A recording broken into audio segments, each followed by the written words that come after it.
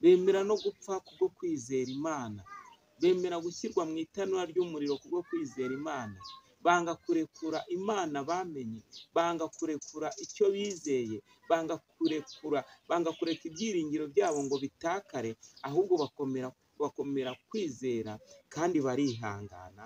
Imana itugiriye neza. Birakwiye yuko ukwiye kwihangana. Byashoboka yuko waba uri mu gihe gikomeye, waba uri mu gihe cy'inzara, ariko birakwiye kwihangana kuko igihe nikigera Imana ikabona kwihangana kwawe. Urugero ku muhinzi, kuko umuhinzi niwe muntu wizera cyangwa wihangana. Uriya kwihangana kujyana no kwizera, kuko utizera ntiwakwihangana, kandi utihanganye ntabwo ushobora kwizera. Imana itugire neza. Ibyo ni ibintu bibiri bigendana kandi bifatanya, bikagendana ku buryo ahantu hose iyo ubuzemo kimwe ntabwo ikindi ushobora kugikora, nta nubwo ikindi ushobora kukigeraho. Imana itugiriye neza. Iyo usomye muri Bibiliya ahangaha nk'uko mu gitabo urwandiko ngiye urugendo sinari nzi ko nzageraho.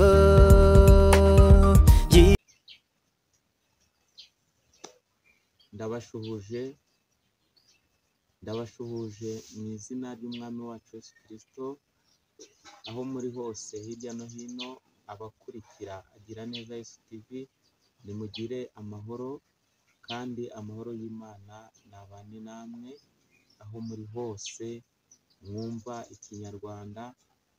Rwose Imana ibishimire kandi Imana ibarebe neza.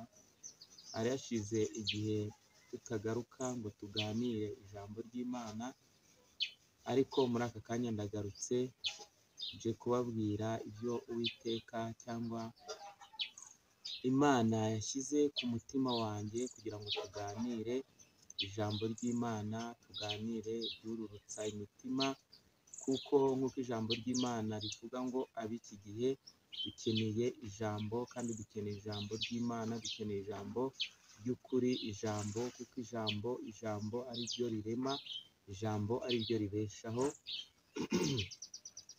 Mbere ya byose rero reka tubanze dusenge Imana kugira ngo Imana idushyigikire muri iki gikorwa tugiye kuganiramo ijambo ry'Imana, kandi Imana iduhane umugisha. Reka dusenge Imana. Mana, turagushimiye, turaguhimbaje, tugushimiye imirimo yawe itangaje, tugushimiye kuri Imana nziza kandi kuri urukundo. Nyemerera rero muri aka kanya ubwo tugiye kumva ijambo ryawe, uze ubane natwe kandi uze utuyobore, ntabe ari twe, ahubwo izina ryawe rihererwe icyubahiro muri twe. Tubyambaje Imana Data mu izina ry'Umwami wacu Yesu Kristo. Amen, amen, amen. Imana rero iduhane umugisha, kandi Imana itwishimire, Imana itugirire neza. Wowe rero utari wakora subscribe, kora subscribe kuri Agira Neza Yesu TV. Imana iraguha umugisha kugira ngo ibiganiro cyangwa ijambo ry'Imana tuzadushyiraho bizagere hitari kugera ku kanya, kandi ukazogera. Nimba wishimiye n'ijambo ry'Imana cyangwa ibyo ducisha kuri uru rubuga bijyanye n'iyobokamana, nimba ubyishimiye, uzajye ukora no ku gakumwe kareba hejuru. Imana iraguha umugisha. Reka tuganire ku ijambo ry'Imana rero Imana yashyize ku mutima wanjye, nifuza yuko twaganira. Tugiye kuganira ijambo ry'Imana rifite umutwe uvuga ngo kwihangana dutera kunesha. Imana itugire neza. Turarisanga hano mu gitabo cya Yakobo, ibice 5, turasoma ku murongo wa 7 n'uwa 8. Imana itugire neza. handitse amagambo avuga ngo nuko bene data mwihangane mugeze aho umwami Yesu azazira. Dore umuhinzi ategereza yihanganye kugeza aho azabonera imvura y'umuhindo n'iy'itumba. Reka dusubiremo ngo nuko bene data mwihangane mugeze aho umwami Yesu azazira. Dore umuhinzi ategereza imyaka y'ubutaka y'igiciro, ayirindira yihanganye kugeza aho azabonera imvura y'umuhindo n'iy'itumba. Mube ariko namwe mwihangana, mwikomeze imitima, kuko kuza k'umwami Yesu kubegereye. Imana itugirire neza kandi Imana idushyigikire. Iyo usomye mu gitabo hatwereka abantu benshi bihanganye, bakihangana bikabatera kunesha. Abantu benshi muri Bibiliya nubwo atari benshi cyane, ariko hari intwari zo kwihangana zihanganye, bizitera kunesha kandi bizitera gushyikira icyo Kristo yabateguriye, cyangwa bituma bihangana mu bigeragezo byose bagiye banyuramo, barihangana. Imana irabashyigikira, ibaha kunesha kandi ibaha kugera ku cyo bashaka. No muri iyi si rero ni no mpamvu Bibiliya yatanze urugero ku muhinzi, kuko umuhinzi niwe muntu wizera cyangwa wihangana. Ura kwihangana kujyana no kwizera, kuko utizera ntiwakwihangana, kandi utihanganye ntabwo ushobora kwizera. Imana itugire neza. Ibyo ni ibintu bibiri bigendana kandi bifatanya, bikagendana ku buryo ahantu hose iyo ubuzemo kimwe ntabwo ikindi ushobora kugikora, nta nubwo ikindi ushobora kukigeraho. Imana itugirire neza. Iyo usomye muri Bibiliya ahangaha, nk'uko mu gitabo urwandiko rwa Yakobo, cyangwa hano mu gitabo cya Yakobo dusomye ngo nuko mwihangane nk'uko umuhinzi yihangana agategereza imbuto, agategereza imvura y'umuhindo, agategereza imvura y'itumba, akihangana imbuto ze yazishyize mu butaka. Imana itugire neza. Noneho iyo reka mvuge kwizera uburyo kujyana no kwihangana.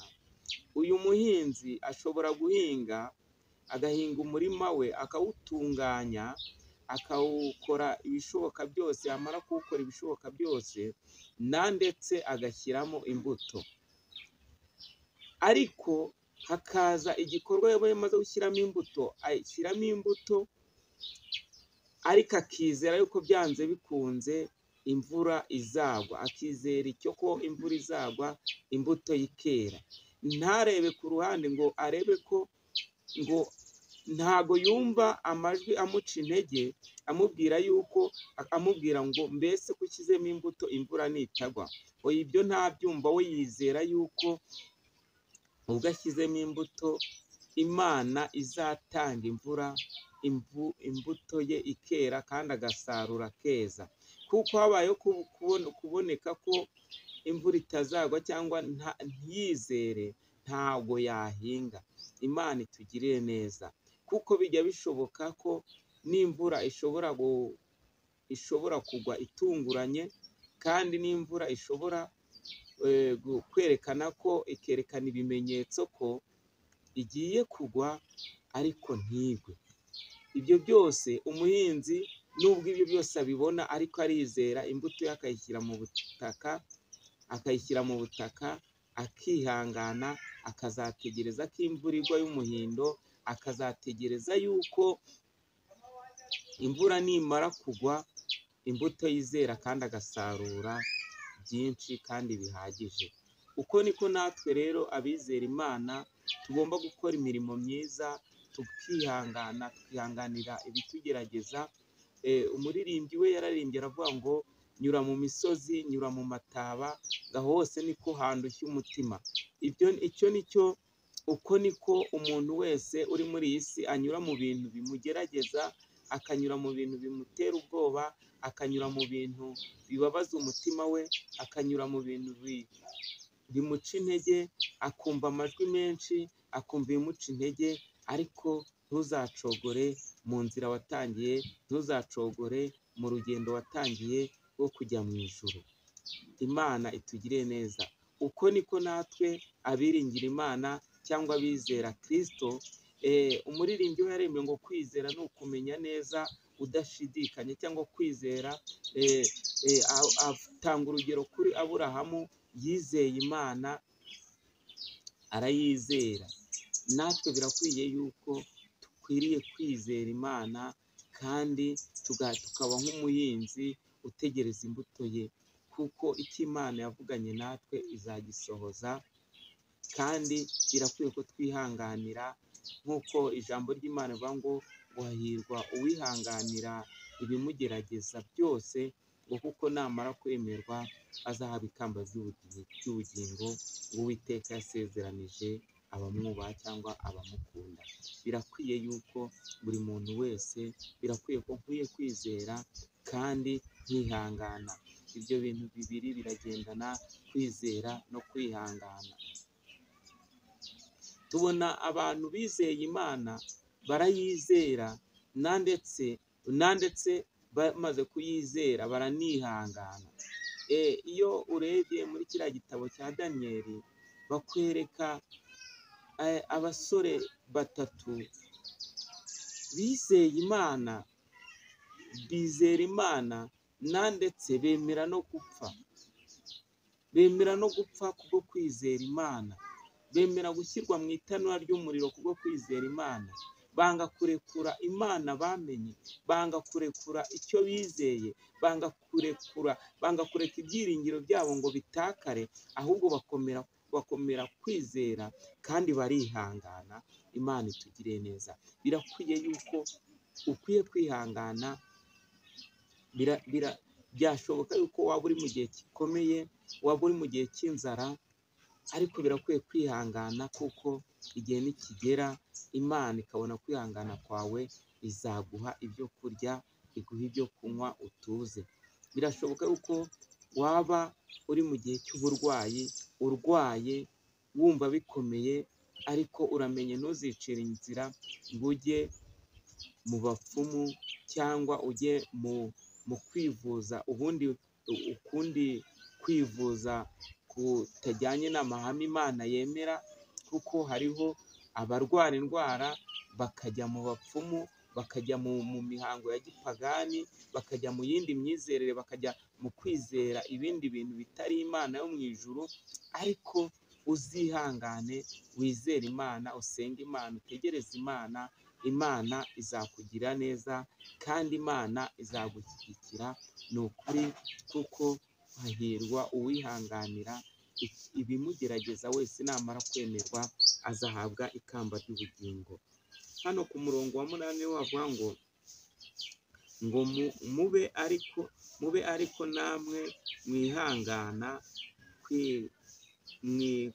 mwikomeze imitima, kuko kuza k'Umwami Yesu kubegere. Imana itugire neza.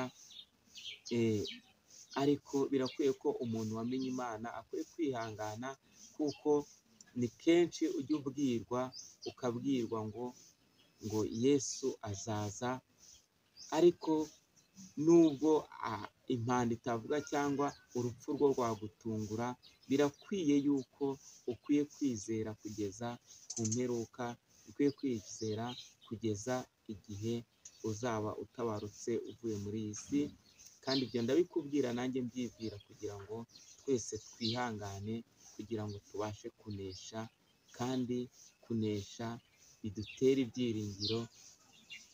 Nitumara kunesha tuzagira ibyiringiro ko tuzajya mu gihugu cyo mu ijuru. Imana itugiriye neza. Iri ni ijambo ry'Imana nakubwiraga ngo twihangane kandi dukomere. Nitumara gukomera dukomezanye, kuko mu gukomera kwacu bizatuviramo inyungu yo kuzajya mu gihugu cyo mu ijuru, yo kunesha icyaha n'igisa nacyo, bizatuviramo inyungu yo kwishimirwa n'Imana. Ni kenshi abantu muri iyi si bajya bibaza ibintu byinshi, bakibaza ku by'ubuzima, bakibaza ku by'imibereho, bakibaza ku bintu byinshi, kandi koko nibyo kubyibazaho, ariko birakwiye yuko wizera, ukizera Imana yakuremye, ukizera Imana yakuzanye muri si, Imana ikubeshaho, ukayizera. Wamara kuyizera nayo bizatuma Imana ikugezaho cyangwa iguha ibyo yaguteganyirije. Imana itwishimire cyane, kandi Imana itugirire neza, kandi Imana idushyigikire. Reka dusenge Imana rero. Iri ryari ijambo ry'Imana nari ndimo nkubwira ku byerekeranye no kwihangana, kandi kwihangana bigendane no kwizera, nk'uko ijambo ry'Imana ritubwiye. Imana itugire neza, kandi Imana idushyigikire. Mana, turagushimiye, turaguhimbaje, tugushimiye kubw'ijambo ryawe twumvishe. Nyemerera buri muntu wese uzaryumva aho ari hose ku isi, rizagere aho rimukura kandi rizagere n'aho rimushyitsa, rizahindure ubuzima bwe bw'uyu munsi akiri muri uyu mubiri n'ejo hazaza. Icyubahiro ni icyawe, mu izina rya Yesu Kristo, amen.